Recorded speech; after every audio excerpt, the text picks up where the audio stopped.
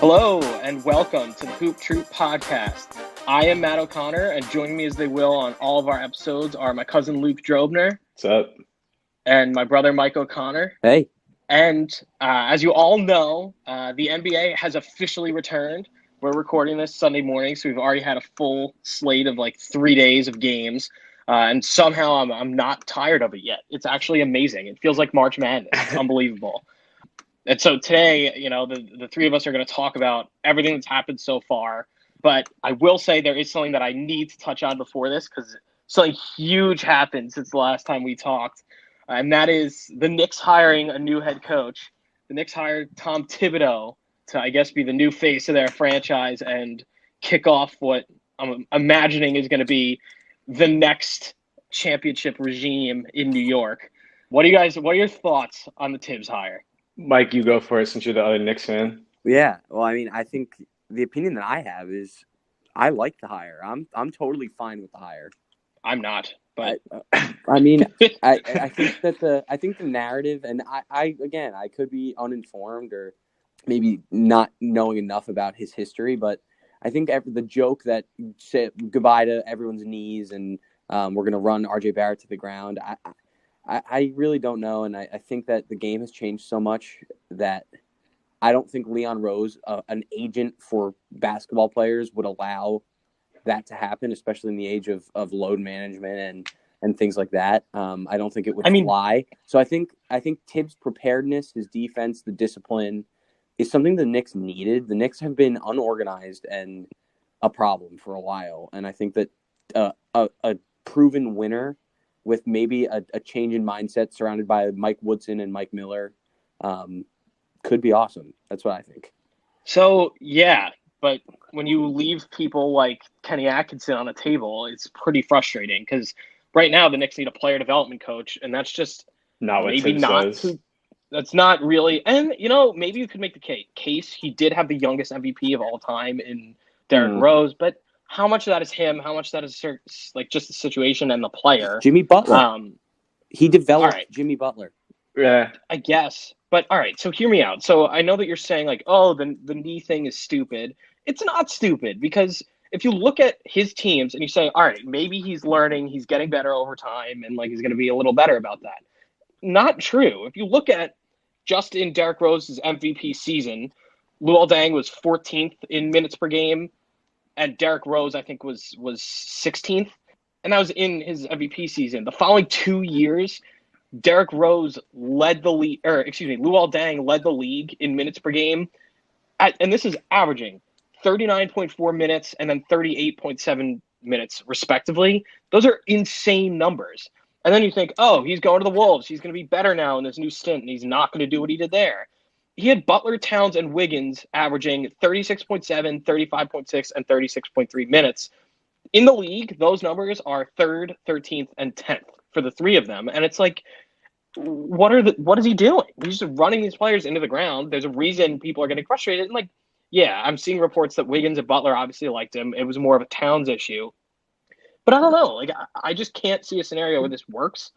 One thing I will say, and you touched on it, is that he's gonna have a good coaching core around him, and there's already been mention of sending players down to the G League to get playing time. So I hope to God we banish Knox to the G League for a little bit and get figure it out because he is just terrible. He literally is for the last 2 years the worst NBA player. So it's time for some sort of change. I mean, maybe he'll bring it, but I know we're all big Frankie Smoke fans here. I think he's gonna get traded. His ass is gonna get traded so hard. I will not endorse this. Kevin Knox might be similar as well.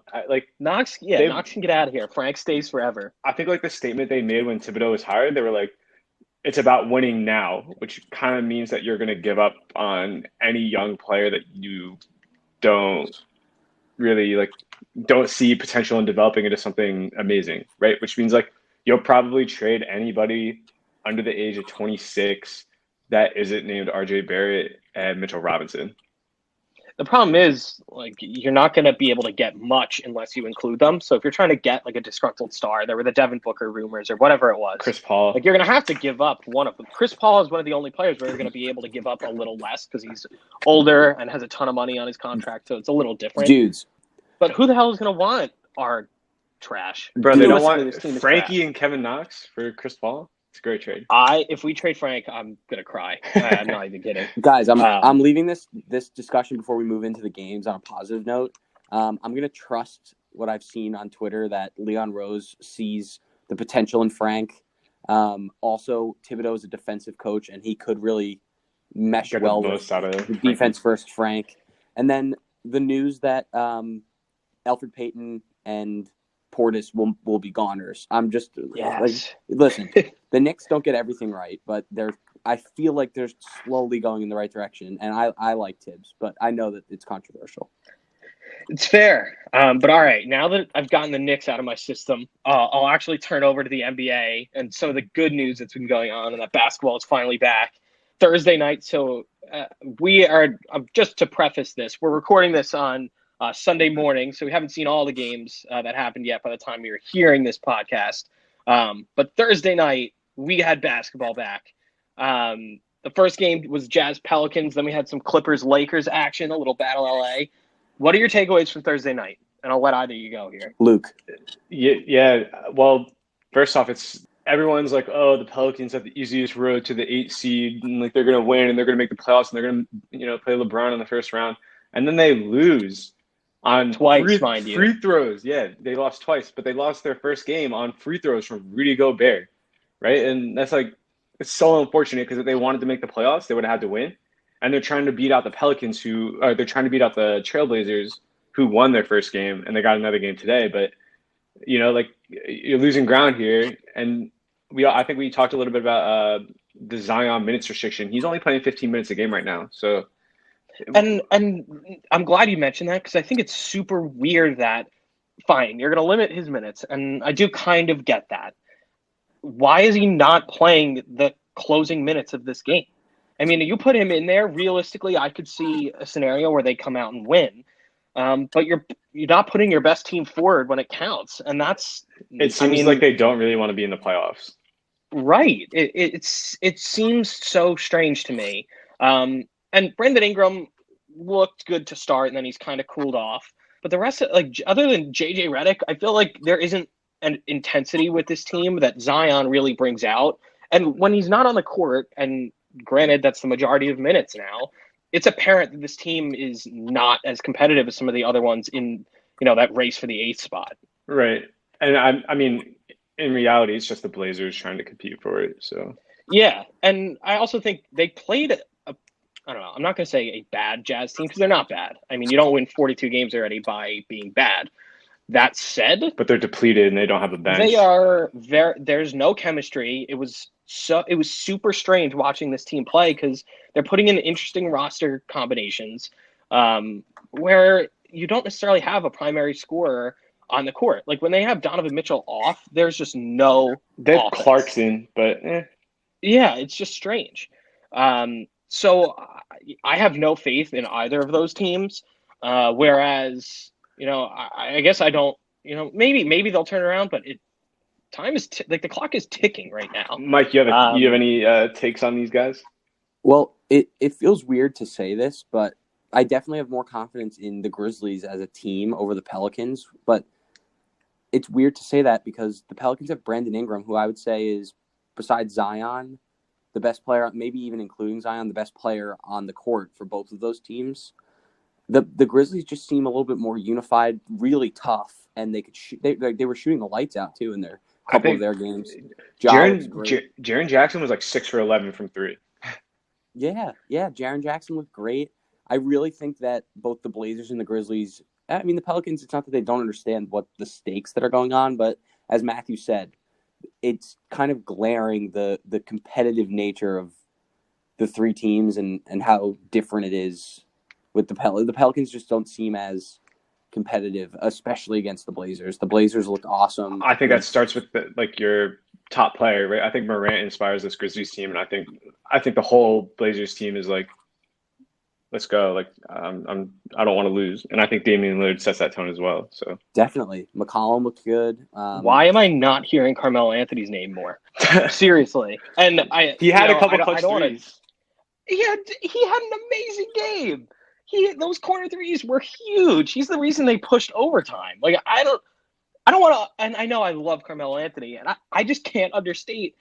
I want an apology from every NBA executive who said that he was washed and had him out of the league for a year. It makes no sense. No 21, sense. 21 points on 10 shots, He's 7 so rebounds. good.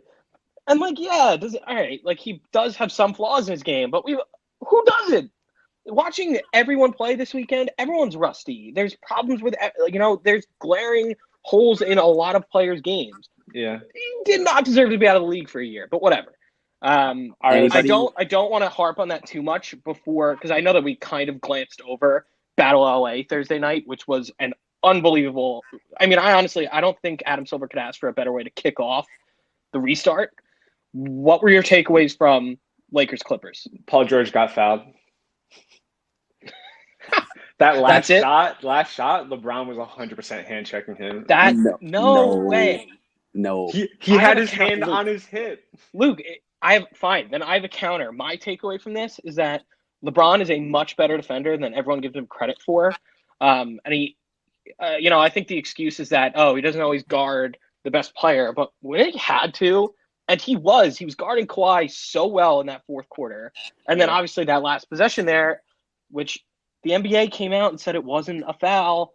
I think that he proved that even if he is having a weaker offensive game, which he did in that first game, he only had 16 points. And honestly, not shoot well. No, but he picks it back up. And, he does have 7 assists, so he gets everyone else involved. His 11 rebounds. And then you just look at his defensive numbers. He was great. So, and I know it's easy for me to say that. I will say the other takeaway I have for them is that they look a little lost at times when he's off the court. Only because it feels like there's no true ball handler facilitating the game as much for the Lakers. They really miss Rondo, I think. If you could take LeBron out and put Rondo in, it would be so different. And I'm all in on the JR Waiters combo because I think just, let them go in and maybe they're the spark plug they play poorly at all. But I don't think JR Waiters or Caruso are the ball handler playmaker that they need off the bench. No. And I think it's also worth noting that they did kind of look a little lost against the Clippers, and I think the Raptors exposed it yesterday in that win. No one looked good for the Lakers, and the Raptors looked great defensively. And I think it is. There's definitely some issue there that they're going to have to work through. And granted, these games don't necessarily have as much meaning for the Lakers. They're pretty much going to be the one no matter what at this point. But still, you got to hope that they can figure this out because looking at what the Clippers did without Lou Will or Montrezl Harrell,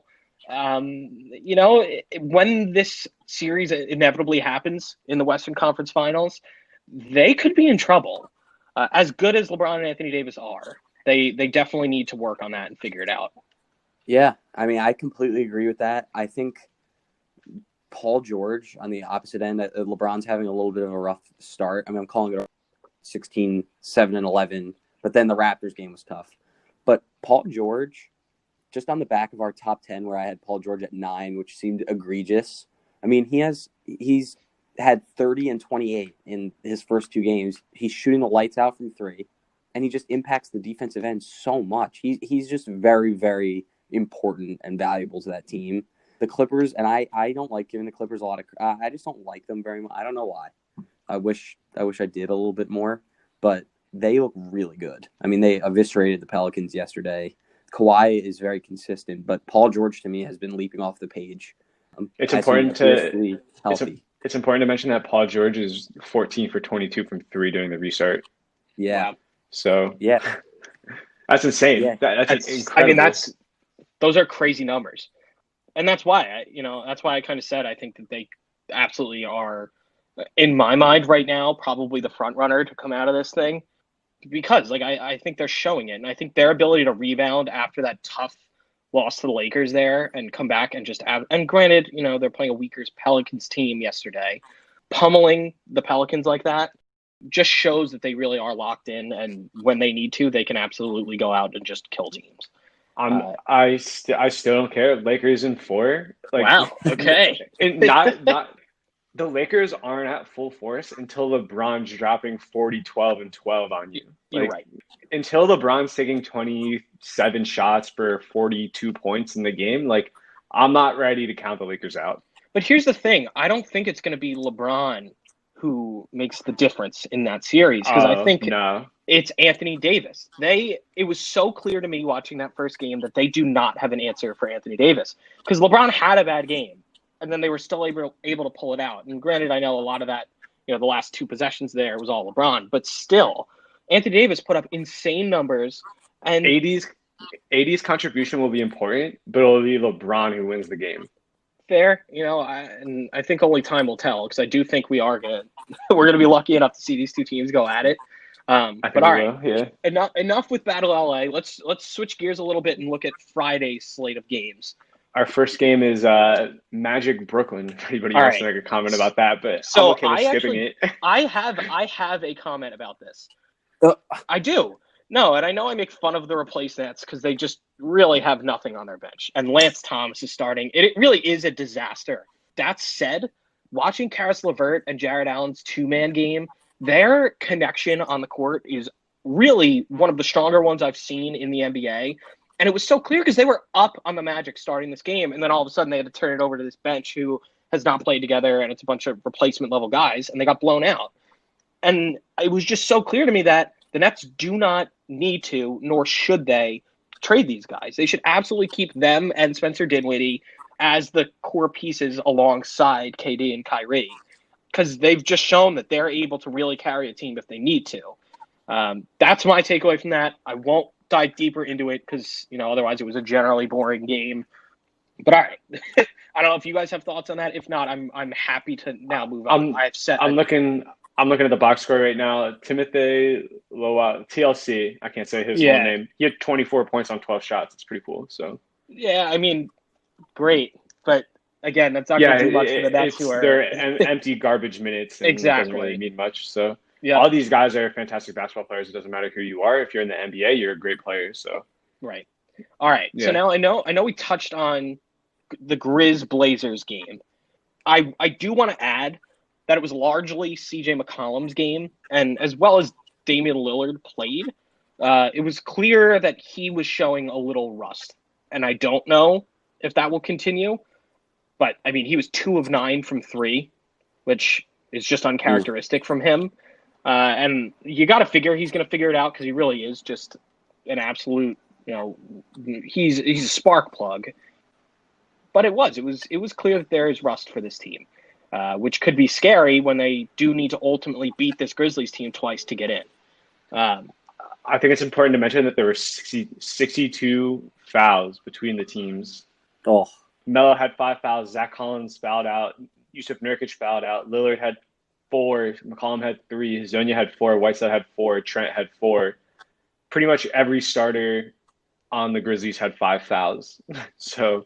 I mean, the Grizzlies shot 50 free throws and lost. I know. It's insane. It makes no sense. The Grizzlies shot 53 throws to the Blazers 34, but the Blazers shot 85% to the Grizzlies 76%. So that could be something to mention as well. So wow. Yeah. My eye test kicks in, and I think I sent a text to you guys while I was watching this one.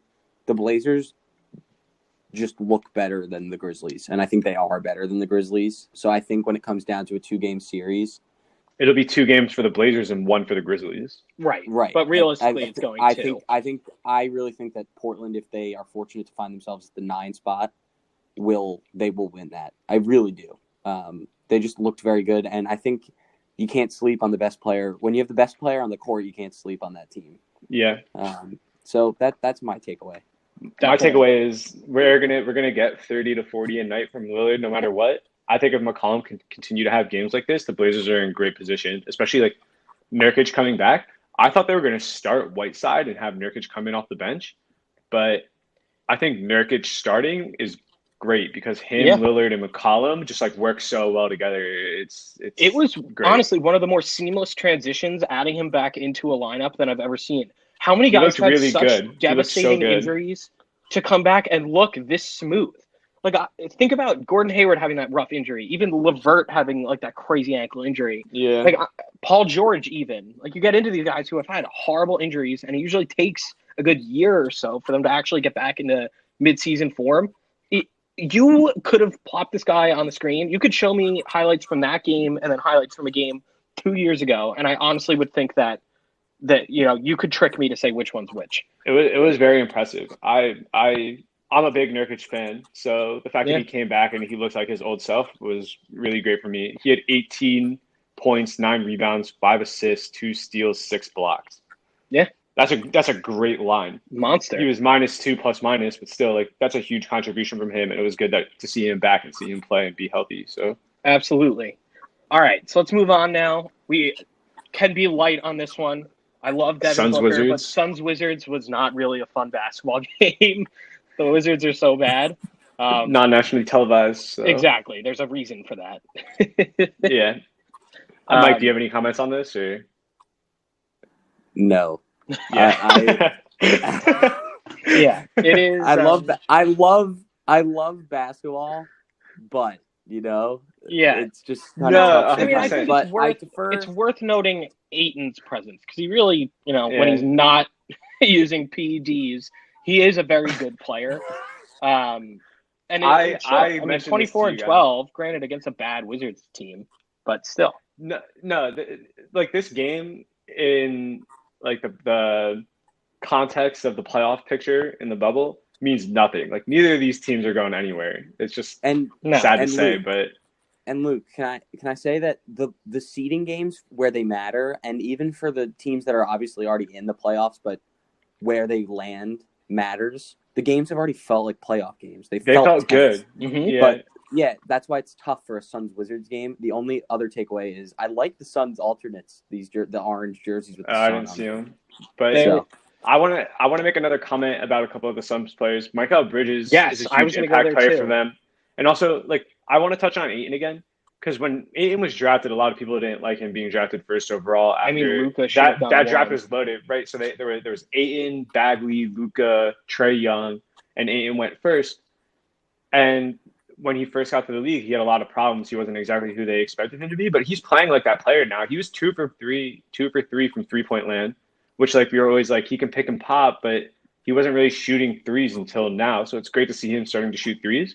And also like, yeah, it was against a bad Wizards team, but it's such an efficient game. 24 points on 14 shots, and he had 3 assists, and he had 2 blocks.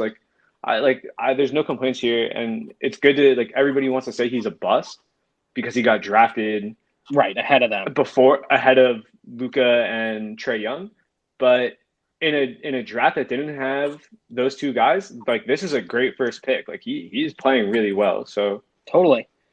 All right, so that's enough with that horrible game. Let's get on to one of the better games we saw that, honestly, it made me angry watching this game. Bucks. Giannis fouled out. Giannis fouled out 3 times, and they reversed the call twice. Like, insane. Did you see Jaylen Brown's Instagram story after the game? He came out and said it wasn't real. Yeah, But it's true. The refs are absolutely in Giannis's pocket at the end of that game. It made no sense. With like 2 minutes left, he fouled out. He had like 3 consecutive fouls on 3 different plays. Every time they overturned it and said, "Oh no, not a foul." I mean, that last one was a charge. It made no sense. 100% a charge. 100% a charge.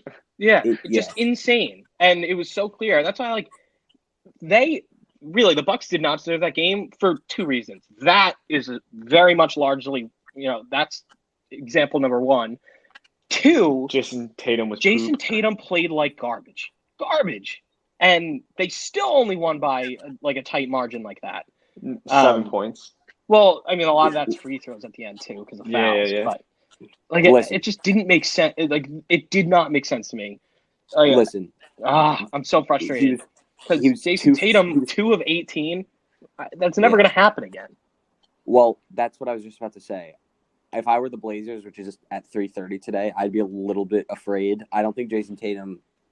Melo, big clamps. Melo doesn't get scared. Big clamps. Stay mellow.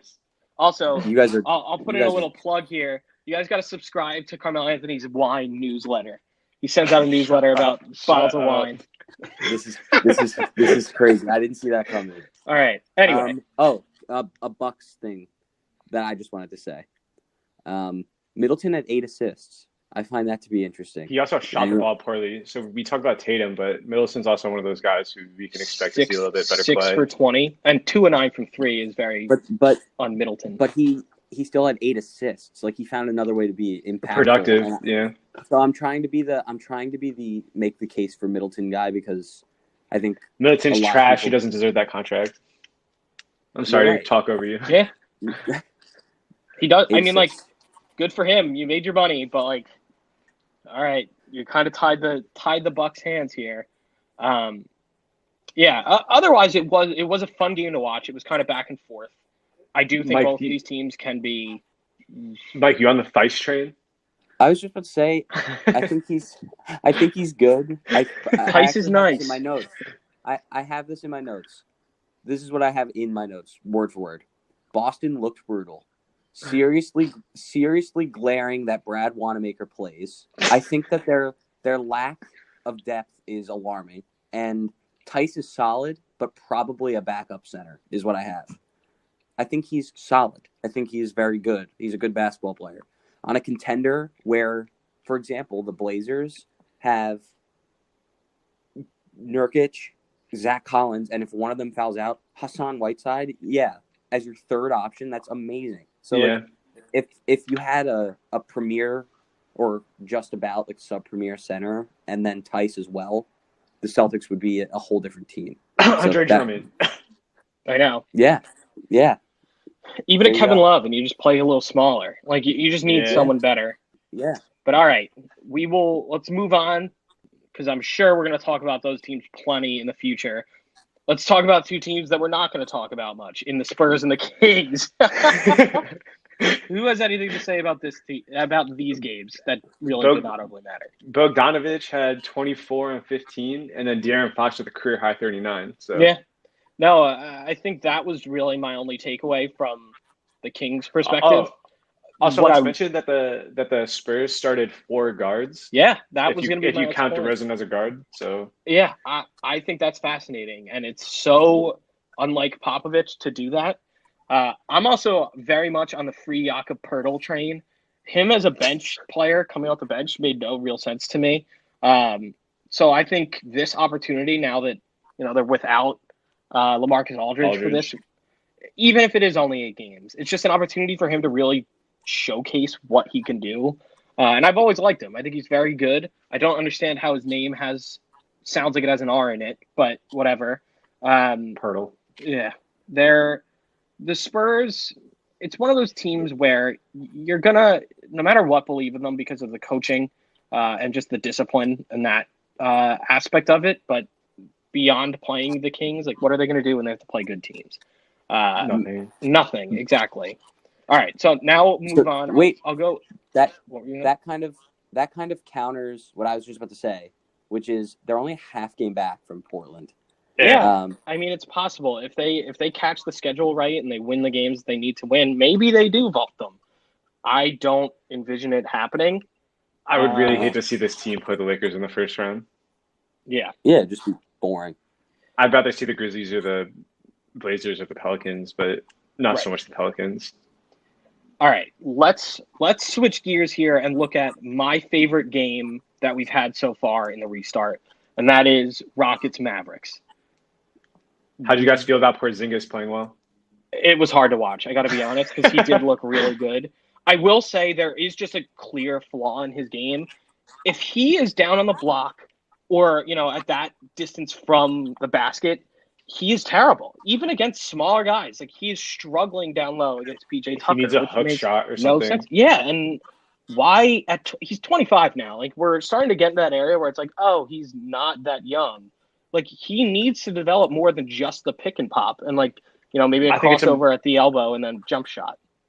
I think it's important to realize that his development has kind of been stunned by coming back from an Achilles. Fair. So I mean, I do, but that's even more. He is 25, but it's more of a reason to develop a better post game, though. It just, to me, is glaring, and it was one of those things that you always say, okay, he's going to do it. He's going to get better down there. They're going to start playing him at the 5 more, and then they do that, and he's not good down there. It doesn't make sense. They're not playing to their strength. And I think it was really, I mean, granted, he did have 39 and 16. So, like, yeah, he looked good. There were just points where they start to go to that facet of his game, and he didn't look strong. But yeah, I do miss him. Come back. I want to mention that Luka Magic had a triple double. Luka Yeah, Doncic. he Let's go, baby. also fouled out, and they lost. So Yeah, it's worth noting that. Mike, I want to ask you about James Harden and Russell Westbrook. Yeah, well, I mean, with the slate of games that were on today, or that day, this game was like a rush of adrenaline while using hot sauce as eye drops. Like, it just completely changed. It completely changed the pace of every game that was being played. I mean, they combined for almost 300 points, and they did. They were running. They did 302. They did. Yeah. They were running and gunning like crazy. It was just a very fast-paced, crazy game, an absolute shootout. Yeah, I mean, Harden is Harden. He dropped 49 points, and then he is effective everywhere else. 9 rebounds and 8 assists. Like, he's not just scoring, which is pretty cool. But other than him, and I really like the Rockets, or at least I root for them. I'm kind of rooting for chaos with them making a splash in the playoffs, but I thought maybe it was just one stretch in the second half, but they looked bad. So they looked unorganized. And my big thing, and then Matthew, then I'll let you go. We were actually discussing it while the game was on. When he decides to take a possession off and he just passes it to Austin Rivers, no one does anything. Austin Rivers dribbles through his legs like 3 or 4 times and then takes a contested 25-foot shot.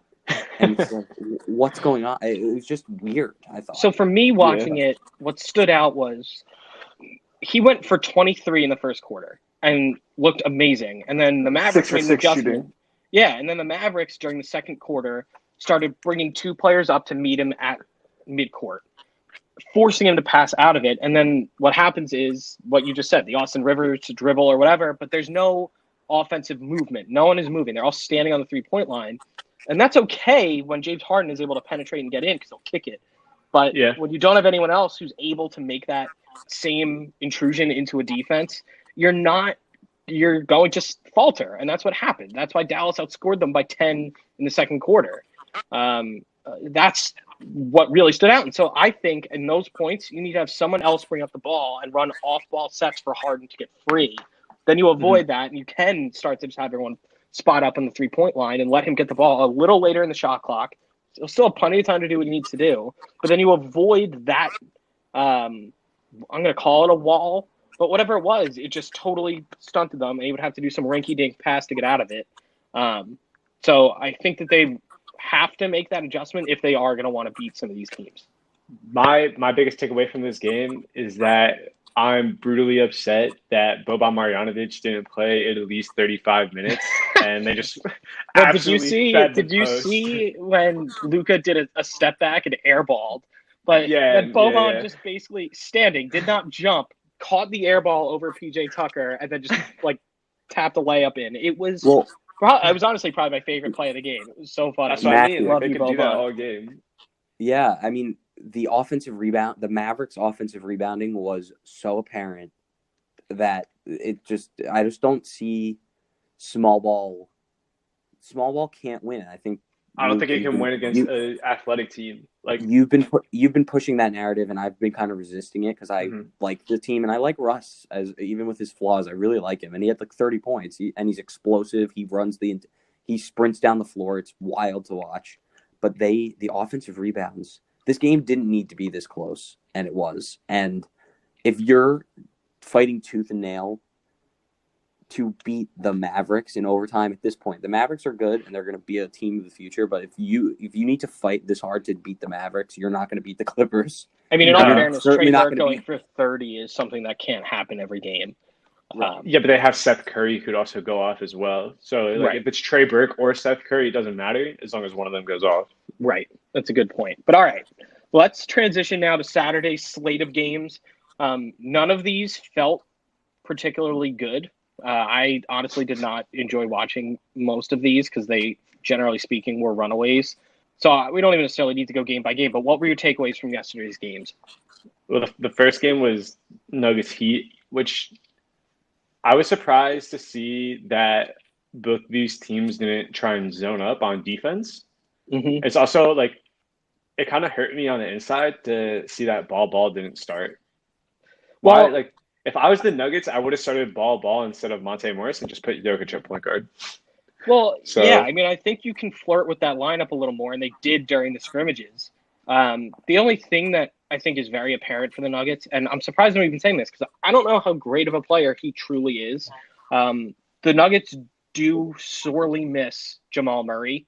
Um, so his absence, you could see it. Just their guard play against a pretty strong defensive Heat team. Not having a quick guard to be able to actually get in and really penetrate and help Jokic start facilitating the ball a little bit more yeah, was a pretty big reason for me as to why they lost. yeah. I mean, they didn't have their top three guards: Murray, Harris, Barton. Right. Also, I don't know how much of the game you watched, but Michael Porter Jr. had some flashes where I was like, "Holy shit! Like this guy could be really, really good." Yep. So Totally. He is, and there were injury concerns when he fell. He's also kind of just a weirdo, but yeah, yeah, he's had some suspect things to say about the virus. But I whatever, we mean, won't even get into that. he's Um, super bouncy and he's 6'10" and he has a exactly. jump shot. So like, if He he was could put it going all to be the number together, one pick before he got hurt, and there's a reason for that. He is very, very good, yeah, and especially when his shot is falling too, he's even scarier to incredible. play. Yeah. Um, Um, Mike, I know so you want to talk about Bam. yeah, so I was gonna say I'm not gonna read very deeply into the Nuggets losing this game. You guys have mentioned potential reasons why, or at least lost by this margin, but I think you can definitely read into the way Bam Adebayo plays and his stats. The win into Denver, he had 22, 10, and 6. It's pretty unbelievable. He's really good, really versatile. And then over the season, he's averaging a double-double with 5 assists. I mean, a big man having 5 assists a game, that's pretty awesome. He's really strong, and Jimmy Butler just looks good too. He had 22. Yeah, Jimmy Butler Um, looked great. I think the Heat are actually good, and I'm actually fearful for what they do for free agency. I really am. I think they're going to Because get Oladipo. yeah, and I think they're just a really strong team. I mean, think about an Oladipo, Duncan Robinson, Jay Crowder, Jimmy Butler, Bam Adebayo starting lineup. yeah, That would be Yeah, it sick. is a crazy yeah. team. The Heat are good, but I don't think this was enough of a reason for me to be panicking about the Nuggets. It's kind of like the Lakers losing to the Raptors. I won't jump there yet, but my other takeaway was it's not even a takeaway, but TJ Warren. Anyone want to jump on Warren? Yeah, you want to go to Oh, so you want to Sixers jump Pacers? games here. That was I mean, because let's touch on these in between games really quick because they were blowouts. Yeah. The okay. OKC Jazz and then the Clippers Pelicans. Right. And so I know we I'm already talked about the Jazz, so I really kind of want to look at the Thunder here. I was thinking about it. I mean, because realistically, I know we already mentioned like potentially trading Chris Paul and going towards their younger guys. yeah. This team is going to look a lot different next year. And I think they are going to get worse. That said, like if they can win a playoff series, even if it's just the first round this year, this season is just a tremendous success. And what they were able to do to the Jazz here shows to me that even if you are, one of the premier teams in the Western Conference and you have to face them, it's not going to be easy. There's no way they're going down without a fight. And this just kind of proved it because it did get a little testy between even Steven Adams and Rudy Gobert at one point, but it wasn't even close. And they were still fighting every possession. They were going at it like it was 110%. So I'm very encouraged by what the Thunder can do. I think this is the 4-5 matchup right now. So if this holds, this is a series. So like you're saying, like this playoff series win could be huge for guys like SGA who will be on the roster for a long time, or they have other guys down on the bottom of the bench like Basley and like guys who will develop. So yeah, Right. I mean, not much to say other than the fact that like they looked good and moving forward they should be okay. Right. And as it's not too much of an argument, but to add to Chris Paul's Hall of Fame discussion, Absolutely turn this team around. Yeah, it's awesome. It's awesome. Yep. All right. And so then we already talked about Pelicans and Clippers loosely, just separately. Pelicans Did anyone have anything to say about that game? Clippers shot 53% from three, so Yeah, like insane. that won't continue to happen, but I mean, they hit just 20. insane. They hit 25 threes. That I know. just unbelievable numbers. It's Yeah. crazy. There's not much to talk about other than like the Pelicans are now going to struggle to try and fight for the eighth seed, Yes. and the Clippers look really, really dominant, and it's scary. Yep. Okay. So now, Michael, we will let you go and talk about T.J. Warren as Well, we've reached the Wait, Pacers Sixers game. can someone explain to me who TJ Warren is? Oh my God. Yes. NC State's finest, T.J. Warren. Oh my God. The Suns traded him to the Pacers and had to include a pick to offload his salary. And then he went off for 53 points against the He's been 76ers. good. He's been really good all season. I think Yeah. he's one of the guys that flies under the radar a lot. So He is a very, and I mean yesterday showed it. He's a very strong offensive player, and I think we're going to see that more now that the Pacers don't have Sabonis. It's definitely going to open more opportunity for him. I don't. He's obviously not going to be scoring 53, but even if he can be somewhere in the 20-point range, it'll definitely help the Pacers hopefully stay where they currently want to be as far as seeding is concerned. yeah, Mike, what are your thoughts on it? Well, I mean, it was just fun. It's always fun to watch someone to go off for 50. Watching people Yeah, have just an out of body experience game is fun, especially for a guy who was traded for cash considerations. It's just he has a chip on his shoulder. It feels like this whole Pacers team has that kind of chip that they're considered less than, and they're trying to prove something. And I just think more and more the Sixers are just continuing to disappoint. I know that there's a lot of time, and they're obviously going to make the playoffs, and they can still make a push. But the Sixers, it's just a complicated thing to watch. They're weird to watch. Obviously, Embiid had 41 and 21. It's just wild. big game. Yeah, But 9 offensive rebounds. It's important to realize that, especially because like Miles Turner isn't small. Like Miles Turner is like 7 feet tall, but Embiid still had 9 offensive rebounds. So I do want to say though, looking at the Sixers, like they don't like each other, and it's kind of clear. Like there was a blowout between Shake Milton and Joel Embiid. Did you guys notice that? I I don't even mean, know if it's that they don't like each other. I think it's the fact that like the expectations on this team are so high, right? Everyone's like right. they should be good, they should be good, they should be good. And then when they lose to a team like the Pacers, who they should beat because they're so good, it brings out the worst in guys. Like TJ Warren going off for 53 is an anomaly, but still at the same time, like Embiid had 41, Harris had 30. You got Simmons out there too. Like you should have enough firepower to beat a team like the Pacers no matter what. yes, Right. definitely. Exactly. And I think it's one of those things. Maybe there's just too many cooks in the kitchen, and this experiment just isn't working. And the chefs can't shoot. Like, Yeah, there's it cooks in the is. kitchen, but they can't shoot. Yeah, it is They got zoned. frustrating. The Pacers To say were the least. zoning. I watched the highlights of this game. The Pacers actually played a lot of zone defense. Yeah, and that's the thing that I've been saying And about Simmons is you allow teams to really change up defensive schemes because you're just not a threat from outside. and teams like the Bucks and the Heat will run a better zone defense than the Pacers will. So like that, it's just Right? bigger problems for the Sixers. So Exactly. All right, let's then close. Let's switch gears and close out on a positive note, which is how well the Raptors looked last night. They beat the Lakers by 15, and mind you, LeBron and Anthony Davis did not look good in that game. But I was so impressed with the Raptors' defense, and then Kyle Lowry had an unbelievable game. I think he had 33 and 14 or something like that. But it was just absolutely, like, truly first class by the Raptors. It's amazing what they were able to do. They lost their Finals MVP last year, and being able to do this to, the favorite to win the Finals right now was very impressive to me. yeah, Mike, you have any thoughts? Yeah, I mean, I think Kyle Lowry will forever not receive the recognition he deserves, even though they've won a championship. Even though he's on a team that how many seasons in a row have they made the playoffs now? They're a perennial contender, and they're just always in the conversation. And they're fun to watch. Actually, they're not even just a boring good team to watch. They're fun to watch because Siakam's a little bit erratic, but that makes it interesting. He's kind of all over the place. He's really lanky. They can all shoot. Norman Powell should be kind of considered for sixth man. He's not going to win it, but he's been really strong. It's just a really interesting team. It makes me sad as a LeBron stan because I really want LeBron to scorched earth win this whole thing. Mm-hmm. But again, you can't really look into the Lakers having an off night. Anthony Davis had 1 point in the first half. You can't really. They just have to bounce back from that. Yeah. I mean, definitely.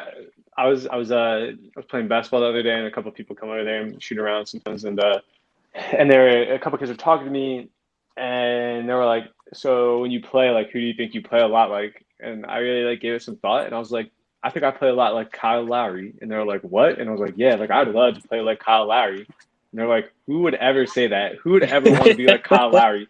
Let me just say, Kyle Lowry is a one-time All-NBA team, 2015, 2016 All-NBA. And he's made 6 consecutive All-Star games. Kyle Lowry is the man. People doubt him. Yeah. He's a very good player. He shoots well. He can shoot threes. He was 5 for 9 against the Lakers. 33 points, 12 to 15 from the free throw line, 14 rebounds, and he's only 6 feet tall, right? Like the fact that your team is led in rebounds by the shortest guy on your roster, basically, like it means something. And he also had 6 assists, which means he's moving the ball. So I love Kyle Lowry.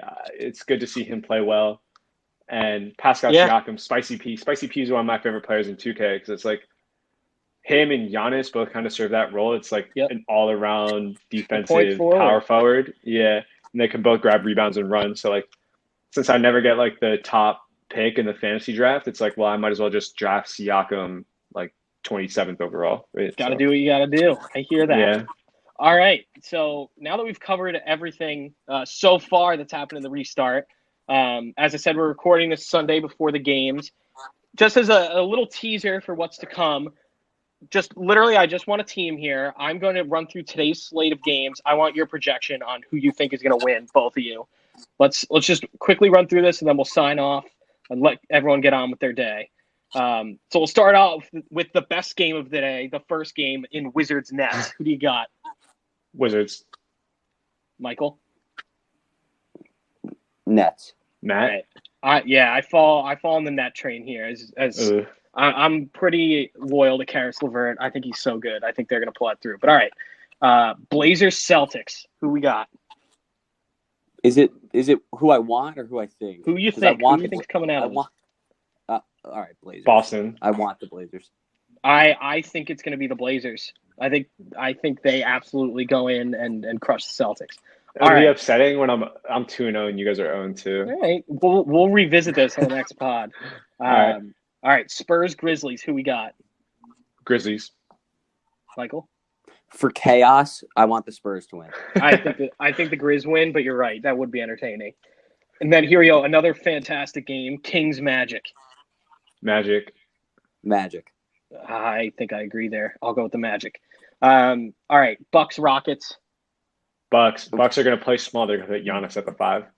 This game is going to be ugly. It's going to be – they do not – Harden and Giannis don't like each other. I can't wait to watch this thing. I'm going with the Rockets. What? Nah, let's go Bucks. I'm going with the Rockets. Let's go Bucks, baby. Michael, who you got? No, the Bucks are gonna crush the Rockets. All right, today. Fine. And then lastly, we got Mavericks Suns. Mavericks. Let's go, Booker, baby. The Suns. Devin Booker's not losing a single game. All right. Good luck. We'll see. I'm gonna be texting you guys all night about this. Hey, honestly, a pretty awesome opening weekend pod. Yep. I'll say that. I am very excited. We finally have basketball back. Feels good. And we'll see what happens. We got plenty ahead. So definitely, if you enjoyed what you heard today, stick with us.